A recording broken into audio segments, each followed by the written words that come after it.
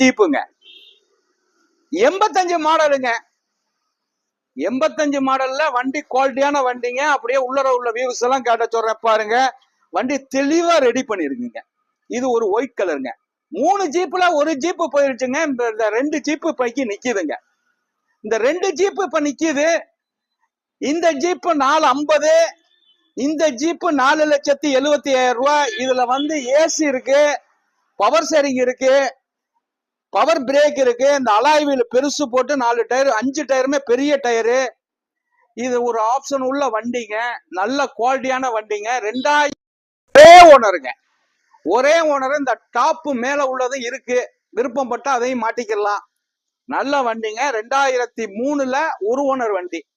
தெளிவான வண்டி. தெளிவான வண்டி தான் நம்ம பண்றோம். ஜீப்போட நம்மகிட்ட தெளிவா தான் இருக்கு.